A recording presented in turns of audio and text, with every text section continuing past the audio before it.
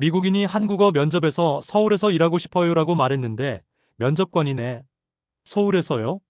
라고 되물었다면 이 영상을 끝까지 보시면 외국인들이 가장 어려워하는 한국어 발음 7가지와 실제 연구, 데이터를 통한 과학적 해결법을 알 수 있습니다. 구독자 여러분께 정말 유익한 정보가 될 거예요. 영상이 도움되신다면 좋아요와 구독 부탁드려요. 안녕하세요. 저는 제이크 윌슨입니다. 캘리포니아 실리콘밸리에서 소프트웨어 개발자로 일하고 있어요. 오늘은 제가 한국어 발음 때문에 겪었던 우픈 이야기를 들려드리려고 합니다. 이야기는 작년 가을부터 시작됩니다. 저는 어릴 때부터 한국 게임을 정말 좋아했어요. 스타크래프트, 리그 오브 레전드, 최근에는 로스트 아크까지. 한국 게임 회사에서 일하는 게 꿈이었거든요. 특히 서울에 있는 대형 게임 회사 본사에서 근무하고 싶었습니다. 어느 날 그 회사에서 해외 개발자 채용 공고가 올라왔어요. 조건을 보니 한국어 능력이 필수더라고요. 저는 자신 있게 생각했습니다. 6개월이면 충분하겠지. 영어랑 비슷한 알파벳도 있고 발음도 그렇게 어렵지 않을 거야. 그래서 바로 동네에서 가장 유명한 한국어 학원에 등록했어요. 첫 수업날 선생님께서 자기소개를 해보라고 하셨습니다. 저는 집에서 미리 연습한 문장을 자신 있게 말했어요. 안녕하세요. 저는 제이크 윌슨입니다. 소프트웨어 개발자고요. 서울에서 일하고 싶어서 한국어를 배우게 되었어요. 그런데 교실이 갑자기 조용해졌어요. 선생님께서 당황스러운 표정으로 물어보셨습니다. 제이크 씨, 서울이라고 하시면 영혼을 말씀하시는 건가요? 저는 완전히 당황했어요. 아니요, 서울이요. 한국의 수도 서울 말입니다. 그때 깨달았죠. 제가 어와 오를 구분하지 못하고 있다는 걸요. 다른 학생들이 웃음을 참으려고 애쓰는 모습이 보였어요. 한국계 미국인 학생 한 명이 작은 소리로 전형적인 미국인 발음 실수라고 중얼거리는 것까지 들렸습니다. 선생님께서는 친절하게 설명해 주셨어요. 제이크 씨, 한국어에는 영어에 없는 소리들이 많아요. 특히 어와 오는 미국 사람들이 가장 어려워하는 발음 중 하나예요. 천천히 연습하시면 됩니다. 그날 집에 돌아와서 거울 앞에서 서울, 소울을 번갈아 말해봤어요. 제 귀에는 똑같이 들렸어요. 정말 답답했습니다. 한국어를 배운 지 첫날부터 이렇게 큰 벽에 부딪히다니요. 인터넷에서 찾아보니 더 충격적인 사실을 알게 되었어요. 영어권 학습자들이 한국어 어와 오를 구분할 때 오류율이 25.58%나 된다는 연구 결과가 있더라고요. 다른 언어권 평균인 10.46%보다 2배 이상 높은 수치였어요. 이거 정말 큰일이구나 생각하면서도 포기할 수는 없었어요. 한국 게임 회사에서 일하겠다는 꿈을 위해서라도 반드시 극복해야 할 문제였거든요. 그날 밤 저는 각오를 다졌습니다. 어떤 어려움이 있어도 정확한 한국어 발음을 마스터하겠다고요. 이렇게 제 한국어 발음 도전기가 시작되었습니다. 한국어 학원에 다닌 지 한 달이 지났어요. 저는 매일 2시간씩 공부했고 단어도 많이 외웠습니다. 기본적인 문법도 어느 정도 익혔고요. 하지만 발음은 여전히 문제였어요. 그날은 학원에서 발음 테스트가 있는 날이었습니다. 킴 선생님께서 학생들을 한 명씩 불러서 개별 평가를 하셨어요. 제 차례가 되었을 때 선생님께서 준비된 문장을 읽어보라고 하셨습니다. 소울역에서 친구를 만났어 떡볶이를 먹었어요. 저는 최대한 신경 써서 읽었어요. 하지만 선생님께서 고개를 살짝 끄덕이며 예상했다는 듯한 표정을 지으셨습니다. 제이크 씨, 아직도 어와 오를 구분하지 못하고 계시네요. 그리고 리을 발음도 정확하지 않아요. 선생님께서는 태블릿으로 무언가를 보여주셨어요. 이건 한국어 발음에 관한 최근 연구 자료예요. 미국인들은 통계적으로 어와 오 구분에서 25.58%의 오류율을 보입니다. 다른 언어권 평균인 10.46%보다 2배 이상 높은 수치죠. 데이터를 보니 더 절망적이었어요. 리을 발음의 경우 영어권 학습자들이 25에서 45%의 오류율을 보인다고 나와 있었습니다. 제이크 씨는 지금 정확히 이 통계에 해당하고 있어요. 하지만 너무 걱정하지 마세요. 이건 언어학적으로 당연한 현상이거든요. 선생님께서 자세히 설명해 주셨어요. 영어의 소리와 오 소리가 한국어의 오와는 다르다는 거예요. 그래서 우리 뇌가 소리의 주파수 차이를 정확히 인식하지 못한다고 하셨습니다. 집에 돌아와서 여자친구 수지에게 전화했어요. 수지는 한국계 미국인이에요. 부모님이 한국에서 오셨지만 수지는 미국에서 태어나서 한국어를 완벽하게 구사하지는 못해요. 그래도 저보다는 훨씬 잘하죠. 수지야, 오늘 발음 테스트 결과가 정말 충격적이었어. 어떻게 나왔는데? 선생님이 통계 자료까지 보여주면서 설명해 주시더라고. 나는 전형적인 미국인 발음 실수를 하고 있다는 거야. 수지가 웃으면서 대답했어요. 그럼 나한테 연습해봐. 사랑해라고 말해봐. 저는 자신있게 말했어요. 사랑해. 그런데 수지가 이상한 반응을 보였어요. 어? 뭐라고? 제이크, 너 지금 사장이라고 말하고 있어. 순간 머리가 하얘졌어요. 가장 중요한 말인 사랑해조차 제대로 발음할 수 없다니요. 수지는 계속 웃었지만 저는 정말 절망적이었습니다. 사장애가 뭔 뜻인데? 정확히는 모르겠지만 내 한국어도 완벽하지 않거든. 근데 확실한 건 사랑해가 아니라는 거야. 발음이 완전히 달라. 그날 밤 잠을 이루기 어려웠어요. 한국어 공부를 시작한 지 한 달 만에 제가 얼마나 큰 산을 오르고 있는지 깨달았거든요. 단순히 단어와 문법만 외우면 되는 게 아니었어요.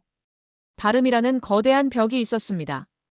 인터넷에서 더 찾아보니 한국어의 3단계 자음 구분 시스템도 세계적으로 매우 드문 특징이라고 나와 있었어요. 평음, 경음, 격음을 구분하는 언어는 전 세계에서 몇 개 없다고 하더라고요. 정말 한국어가 이렇게 어려운 언어였나? 의문이 들기 시작했어요. 처음에 품었던 6개월이면 충분하겠지라는 생각이 얼마나 순진했는지 깨달았습니다. 하지만 포기할 수는 없었어요. 한국게임 회사 입사 지원 마감까지는 아직 5개월이 남아 있었거든요. 이번 기회를 놓치면 언제 다시 이런 기회가 올지 모르잖아요. 그날 밤 저는 새로운 각오를 다졌습니다. 통계를 이겨내겠다고요. 25.58%의 오류율을 0%로 만들어 보겠다고 다짐했어요. 다음 날 저는 대학 친구 마이크에게 전화했어요. 마이크는 UCLA에서 언어학을 전공하고 있거든요. 제 상황을 설명하자 마이크가 흥미롭다는 반응을 보였습니다. 제이크, 너 지금 정말 흥미로운 케이스야. 한국어 발음 문제는 단순히 노력 부족이 아니라 언어학적 원리 때문이거든. 이틀 후 마이크가 제 아파트로 찾아왔어요. 노트북과 함께 여러 자료를 들고 왔더라고요. 자, 일단 이것부터 봐. 마이크가 화면을 보여줬어요. 이게 스펙트로그램이야. 소리를 시각적으로 분석하는 도구지. 화면에는 복잡한 그래프가 나타났어요. 마이크가 설명을 계속했습니다. 영어의 소리와 오 소리를 봐. 그리고 한국어 어와 오를 비교해보면 F1 주파수가 다르게 나타나거든. 문제는 너의 뇌가 영어 기준으로 학습되어 있다는 거야. 솔직히 복잡한 설명이었지만 하나는 확실히 이해했어요. 제 발음 문제가 과학적으로 설명 가능한 현상이라는 거였죠. 그럼 해결 방법도 있겠네. 당연하지. 이론적으로는 충분히 가능해. 다만 체계적인 훈련이 필요할 뿐이야. 마이크가 휴대폰에서 앱을 하나 보여줬어요. 이건 발음 분석 앱이야. 실시간으로 너의 주파수를 측정해서 목표 발음과 비교해줘. 앱을 실행해보니 정말 신기했어요. 제가 서울이라고 발음하면 그래프가 나타나고 원어민 발음과 비교해서 어느 부분이 다른지 보여주는 거예요. 와, 이거 정말 대단하다. 그리고 이것도 써봐. 마이크가 작은 녹음기를 꺼냈어요. 매일 연습할 때마다 녹음해서 변화 과정을 추적하는 거야. 객관적인 데이터가 있어야 발전을 확인할 수 있거든.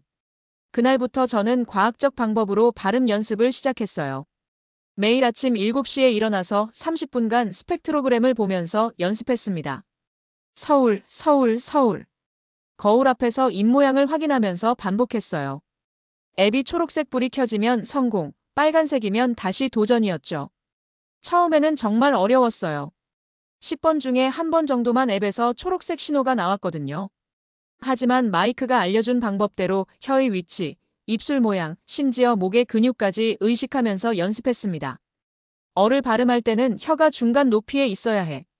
그리고 입술은 자연스럽게 벌려야 하고, 오는 혀가 더 뒤쪽 높은 곳에 있으면서 입술을 둥글게 만들어야 해. 마이크의 설명을 메모해두고 매일 확인했어요. 과학적 접근 방식이 정말 효과가 있더라고요. 일주일 후에는 10번 중 3번 정도 성공할 수 있었습니다. 하지만 리을 발음은 더 복잡했어요. 마이크가 자료를 찾아보니 한국어 리을은 위치에 따라 소리가 달라진다고 하더라고요.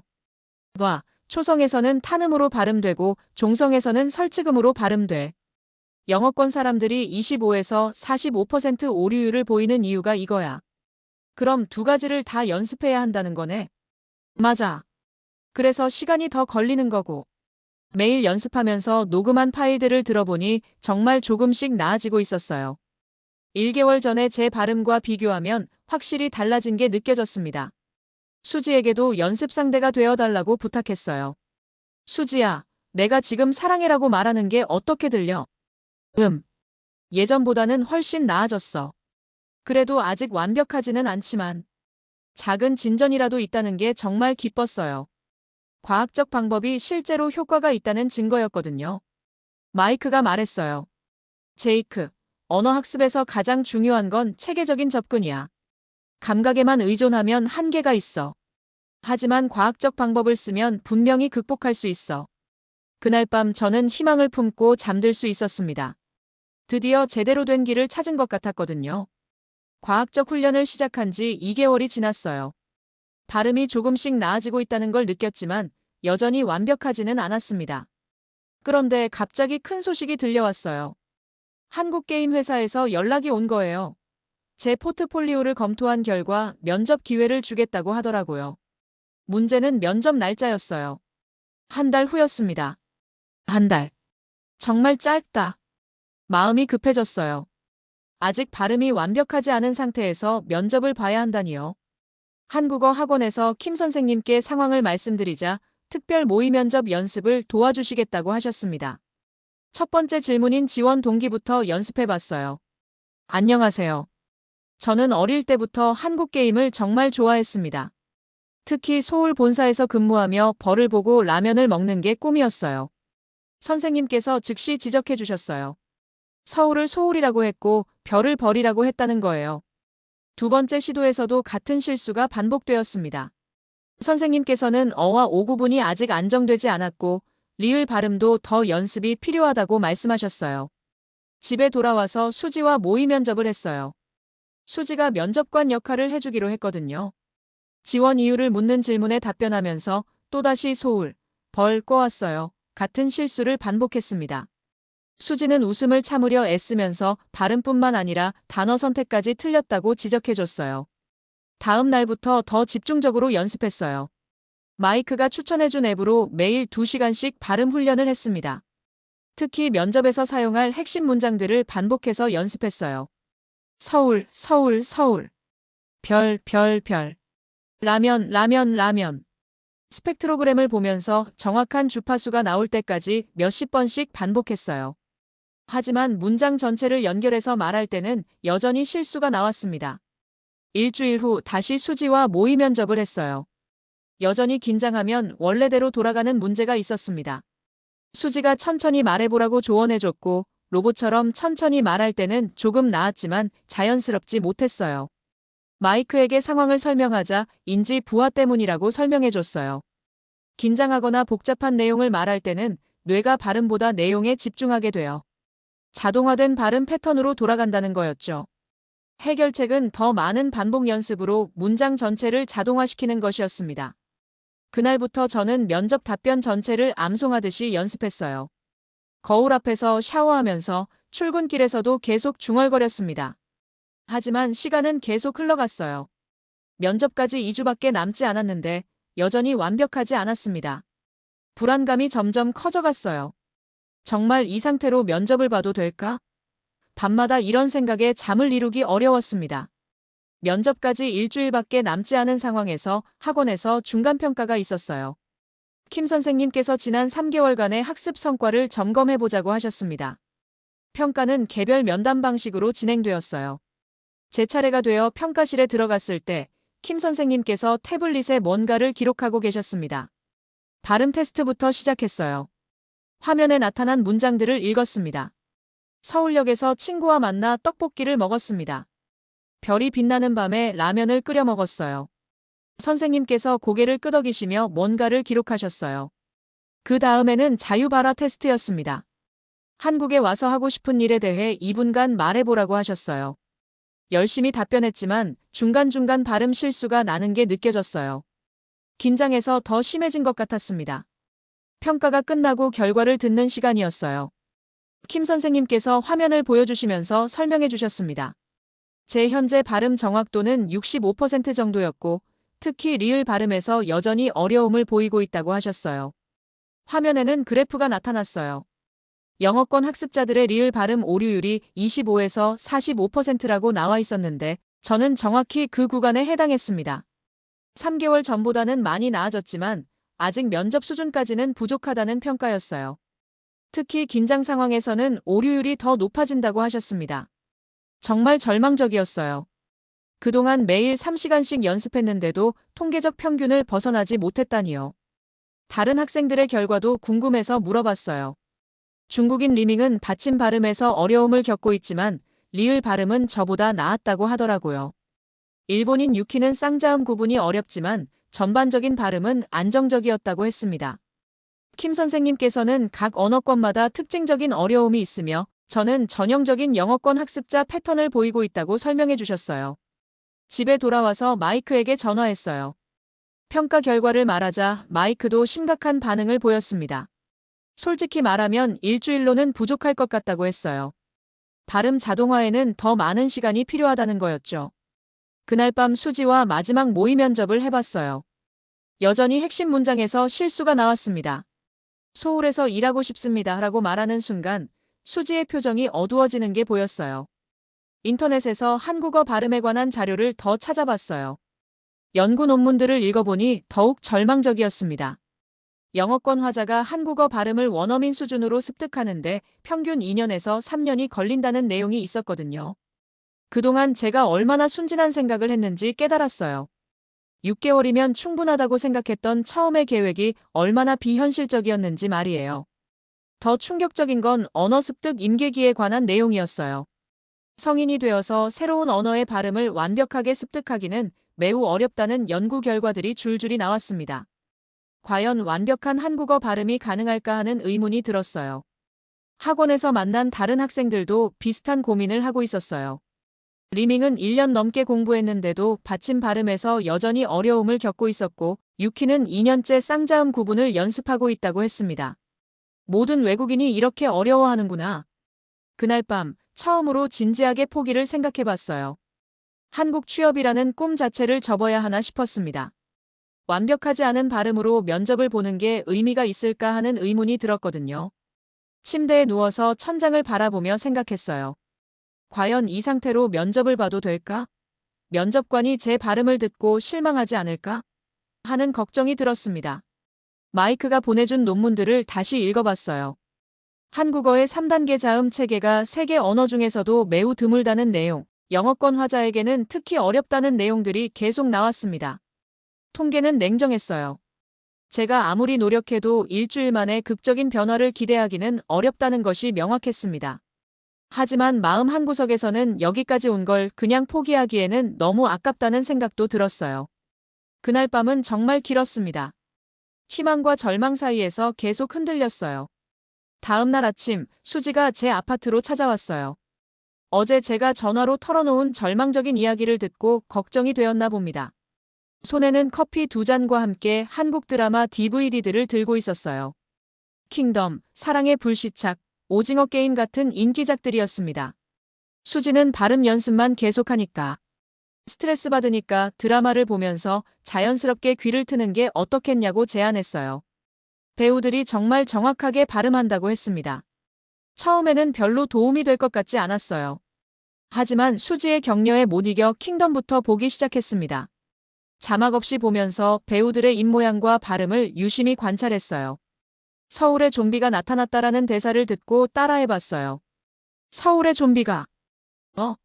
뭔가 다르게 들렸어요. 평소보다 더 정확하게 발음된 것 같았습니다.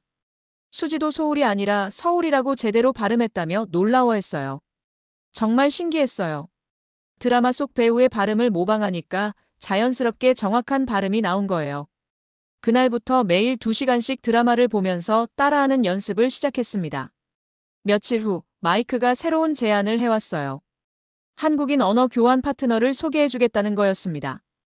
UCLA에서 교환 학생으로 온 준호라는 학생이었어요. 첫 만남은 캠퍼스 근처 카페에서였어요. 준호는 24살의 컴퓨터과학 전공생이었습니다. 영어를 배우고 싶어 했고, 저는 한국어 발음을 연습하고 싶었으니까 서로에게 도움이 될 것 같았어요. 안녕하세요. 저는 제이크입니다.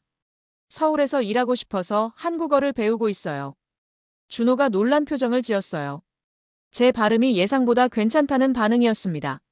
미국인 중에서는 발음이 괜찮은 편이라고 격려해줬어요. 어와 오 구분도 어느 정도 되고 있다고 말해줬습니다.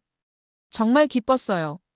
한국인이 직접 인정해주는 말이니까 더 의미가 있었습니다. 준호와의 언어 교환은 일주일에 3번, 매번 1시간씩 진행했어요. 준호는 정말 좋은 선생님이었어요. 제가 틀린 발음을 할 때마다 친절하게 교정해줬거든요. 리을 발음할 때는 혀끝으로 가볍게 튕기는 거라고 알려줬고, 영어아처럼 굴리면 안 된다고 했습니다. 라면. 준호가 알려준 방법대로 연습하니까 훨씬 자연스러워졌다고 칭찬해줬어요. 준호는 제가 면접을 앞두고 있다는 이야기를 듣고 특별히 면접 표현들을 가르쳐줬어요. 정중한 존댓말, 회사에서 쓰는 표현들, 자기소개하는 방법까지 알려줬습니다. 면접에서는 자연스럽고 정중한 표현을 쓰는 게 좋다며 구체적인 문장을 제안해줬어요. 저는 서울에서 근무하며 한국 문화를 배우고 싶습니다. 연습해보니 완벽하다며 이제 자신감을 가져도 될 것 같다고 격려해줬습니다. 드라마 시청과 준호와의 언어 교환이 병행되면서 정말 빠른 속도로 늘어가는 게 느껴졌어요. 특히 실제 상황에서 쓸 수 있는 표현들을 배우니까 더 실용적이었습니다. 마이크도 제 변화를 알아챘어요. 일주일 전과 비교해서 확실히 달라졌다고 했습니다. 스펙트로그램으로 측정해봐도 정확도가 올라갔더라고요. 일주일 만에 이렇게 늘다니 정말 대단하다고 칭찬해줬어요. 수지와의 모의 면접에서도 달라진 모습을 보였어요. 이전처럼 로봇 같지 않으면서도 발음이 훨씬 정확해졌습니다. 수지도 정말 많이 늘었다며 이제 자신감을 가져도 될 것 같다고 말해줬어요. 무엇보다 제 자신이 변화를 느낄 수 있었어요. 예전에는 한국어를 말할 때마다 긴장했는데 이제는 어느 정도 자연스럽게 나오기 시작했습니다. 준호가 마지막 연습 때 해준 말이 정말 큰 힘이 되었어요. 완벽하지 않아도 상관없다는 거였습니다. 노력하는 모습 자체가 한국 사람들에게는 감동적으로 다가간다고 했어요. 한국 사람들은 외국인이 한국어로 열심히 소통하려고 하면 정말 고마워하며 발음이 조금 틀려도 그 마음을 알아줄 거라고 격려해줬습니다. 면접 전날 밤, 저는 거울 앞에서 마지막 연습을 했어요. 안녕하세요. 저는 제이크 윌슨입니다. 서울에서 근무하며 한국 게임 문화를 직접 경험하고 싶어서 지원했습니다. 별을 보며 라면을 먹는 소소한 일상도 꿈꿔왔습니다. 이번에는 확신이 있었어요. 완벽하지는 않지만 최선을 다했다는 자신감이 있었습니다. 드디어 면접 당일이 되었어요. 오전 10시에 화상 면접이 예정되어 있었습니다. 아침 7시에 일어나서 평소보다 일찍 준비를 시작했어요. 거울 앞에서 마지막 발음 점검을 했습니다. 서울. 별. 라면. 지난 3개월간 매일 연습했던 소리들이 이제는 꽤 자연스럽게 나왔어요. 수지가 아침 일찍 격려 문자를 보내줬어요. 준호도 행운을 빈다는 메시지를 한국어로 보내왔습니다. 화이팅! 마이크는 전화로 마지막 조언을 해줬어요. 너무 긴장하지 말고 평소 연습한 대로만 하면 된다고 했습니다. 면접 30분 전 컴퓨터 앞에 앉아서 카메라와 마이크를 점검했어요. 조명도 확인하고 배경도 정리했습니다. 정장을 입고 헤어스타일도 단정하게 정리했어요. 마지막으로 면접 답변을 한 번 더 점검했습니다. 안녕하세요. 저는 제이크 윌슨입니다. 서울에서 근무하며 한국 게임 문화를 직접 경험하고 싶어서 지원했습니다. 정확히 10시에 화상회의 링크가 활성화되었어요. 화면에 3명의 면접관이 나타났습니다. 가운데 계신 분이 팀장님 같았고 양쪽에는 시니어 개발자로 보이는 분들이 앉아 계셨어요. 심장이 뛰기 시작했어요. 하지만 준호가 말해준 것처럼 완벽하지 않아도 괜찮다는 마음가짐으로 임했습니다. 팀장님이 먼저 말씀해 주셨어요. 한국어로 면접을 진행하게 되어 기쁘다는 인사말이었습니다. 그리고 첫 번째 질문이 나왔어요. 자기소개와 함께 우리 회사에 지원한 이유를 말씀해 주세요. 드디어 가장 중요한 순간이 왔어요. 깊게 숨을 들이마시고 천천히 답변을 시작했습니다.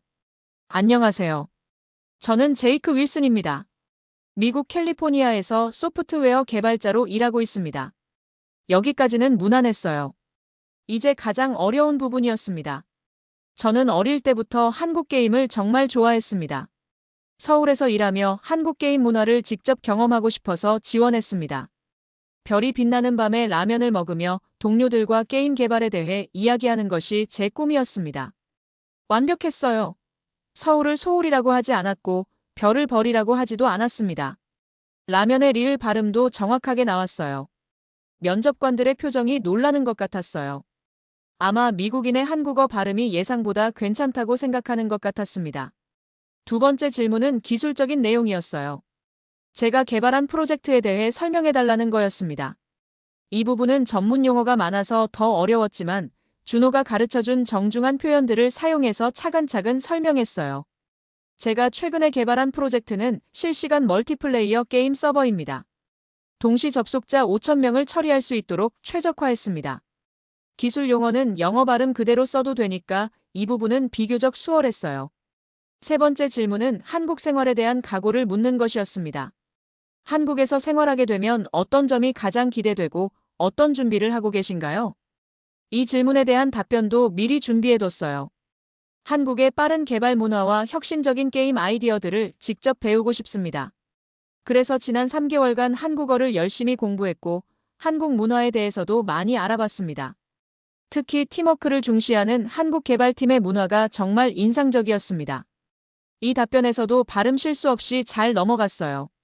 3개월을 3개월이라고 정확히 발음했고 문화의 오발음도 제대로 나왔습니다.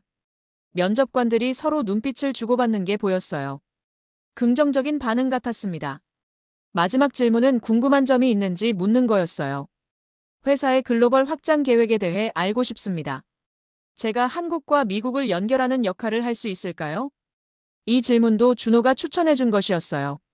적극적인 자세를 보여주면서도 회사에 대한 관심을 나타낼 수 있다고 했거든요. 면접관들이 만족스러운 표정을 지었어요. 팀장님이 마무리 인사를 해주셨습니다. 제이크 씨의 한국어 실력에 정말 놀랐습니다. 기술적인 역량도 우수하고 한국 문화에 대한 이해도 깊으신 것 같네요. 일주일 내에 결과를 알려드리겠습니다. 화상회의가 끝난 후 저는 의자에 털썩 주저앉았어요. 긴장이 한 번에 풀리면서 온몸에 힘이 빠졌습니다. 하지만 동시에 엄청난 성취감을 느꼈어요. 수지에게 바로 전화했어요.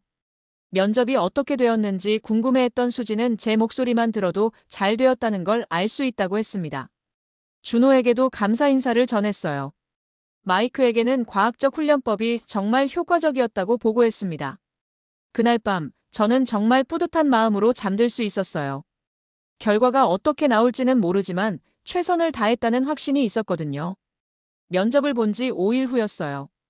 그동안 결과를 기다리면서 정말 긴 시간을 보냈습니다. 매일 이메일을 확인했지만 소식이 없었어요.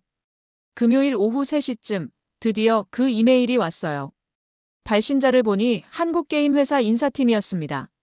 제목은 간단했어요. 면접 결과 안내. 손이 떨려서 이메일을 열기까지 몇 분이 걸렸어요. 심호흡을 하고 천천히 읽기 시작했습니다. 제이크 윌슨님, 안녕하세요.